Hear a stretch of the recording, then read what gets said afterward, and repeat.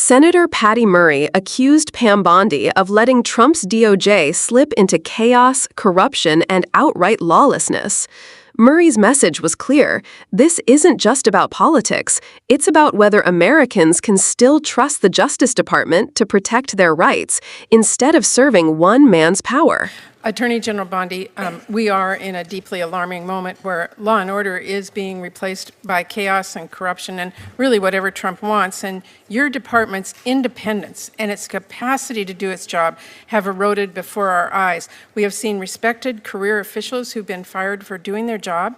Thousands more are being pushed out with your buyouts and the threat of mass firings, and entire divisions are being eliminated, and grants have been canceled illegally. So I have questions about how and why those decisions are being made, and importantly, whether you're adequately resourcing DOJ to do its job. But before I turn to my questions, I do want to raise my alarm about the troubling pattern of trampling basic rights. Detainees, including U.S. citizens, being shipped overseas without any due process. Elected officials are detained for conducting oversight, and a U.S. senator gets tackled to the ground for asking questions at a press conference. This is not the country I know or the values I believe in, and I hope that colleagues on both sides of the aisle will agree with that. Now, to the questions. Yesterday, and I know that Senator Van Hollen raised this issue, a former DOJ attorney filed a protected whistleblower complaint accusing Deputy AG Emil Bove and senior DOJ leadership of defying court orders, including through, quote, lack of candor, deliberate delay, and disinformation, unquote. The complaint also accuses this administration of firing the whistleblower for, quote, telling the truth to the court.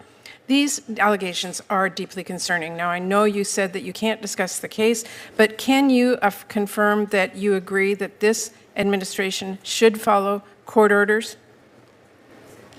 We will follow court orders, Senator. The entire administration will follow court orders. The problem arises in the district courts. All these district courts throughout the country are tying our hands. And here's how we will follow them when we get to the United Supreme Court. I need to ask we're winning. A number of questions. And so, yes, we're following the orders of the court. Let me ask my questions.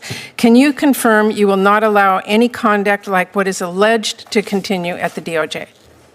I'm not going to talk about anything that's alleged. What I will talk about with you, hold on, you asked me a question and I get to answer it. What you asked me, alleged conduct that's part of a pending whistleblower lawsuit that was filed on the eve prior to Emil Bove's hearing today. I'm not asking highly about that suspicious. Case hold on, let me keep going. I would run through a wall for Emil Bove and Todd Blanche. Continue with my questions. I have very limited time. Thank you. I just want you to confirm for this you will not allow conduct like that at the DOJ. Yes or no?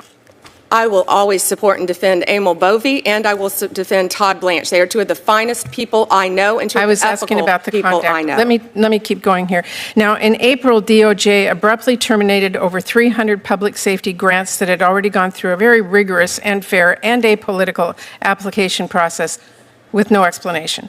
This is funding to investigate and prosecute drug trafficking, to support foster care kids who experienced abuse or neglect, to expand access to forensic exams to prosecute violent crimes like sexual assault.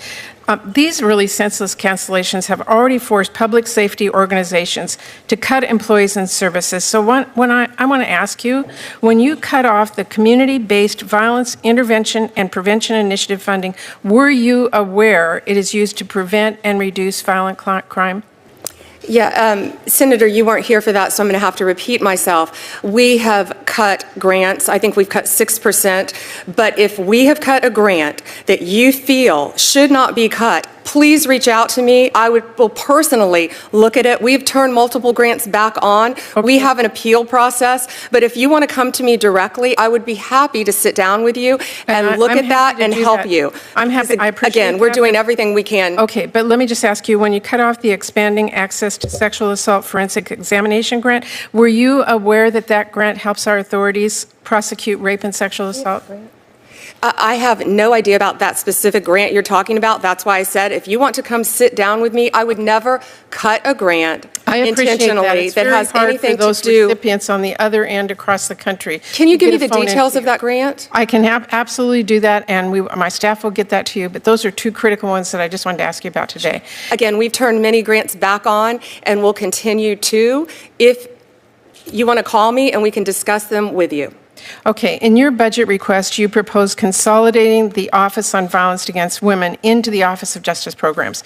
In 2002, Congress actually codified the office as a permanent, separate, and independent office to implement the Violence Against Women Act.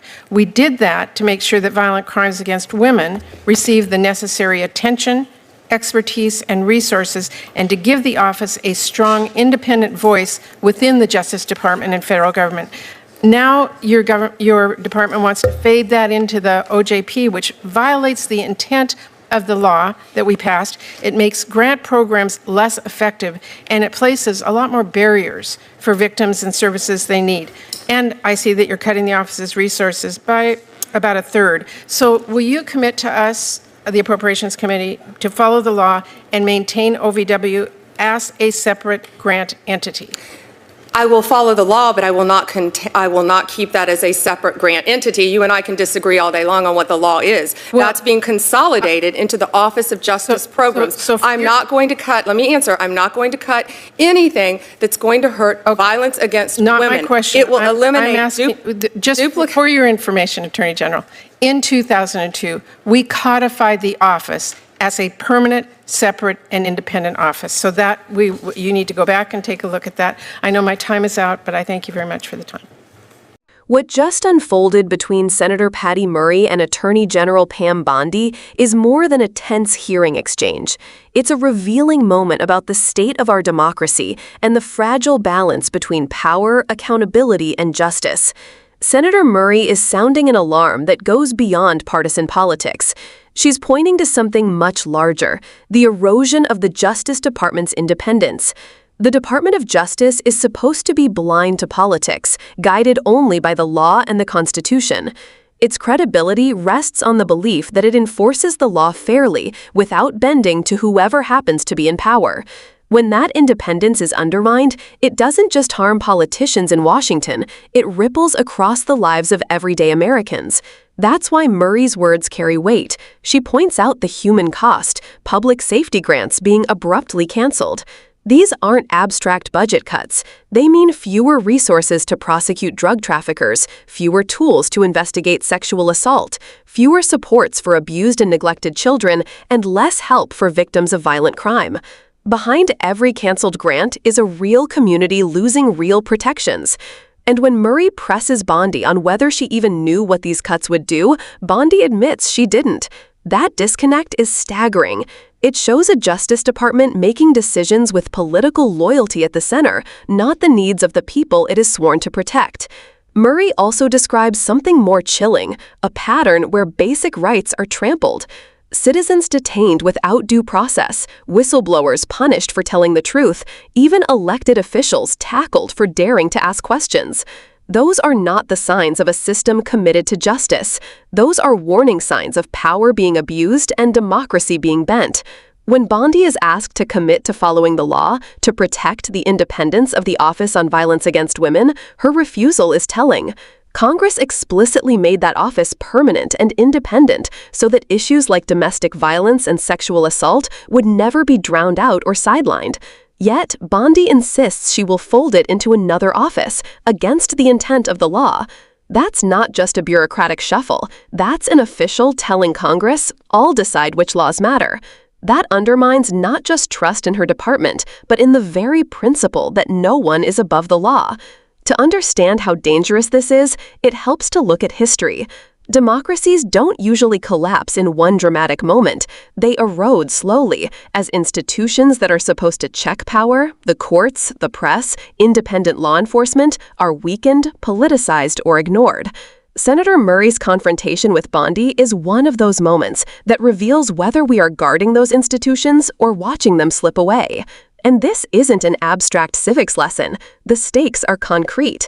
If the Justice Department can't operate independently, if it becomes just another political weapon, then justice itself becomes conditional. It depends not on right and wrong, but on who holds power. And when that happens, ordinary people, not those at the top, suffer the consequences. That's why this exchange matters. Patty Murray isn't just grilling Pam Bondi for the sake of political theater. She's drawing attention to a turning point. Will the Justice Department serve the people, or will it serve one man and his political allies? The real question is whether we as citizens are paying attention. Democracy doesn't defend itself. If people don't demand accountability, then slow erosion turns into lasting damage. So here's the takeaway. These hearings aren't just Washington drama. They're lessons in how power works and how it can be abused. If we want a justice system that defends people, not power, then it's on us to stay engaged, to speak up, and to hold leaders accountable. Because in the end, justice isn't just about laws in a courtroom. It's about whether ordinary people can trust their government to protect their rights and their safety. And when that trust breaks, rebuilding it is far harder than protecting it in the first place. So don't just watch this clip and move on.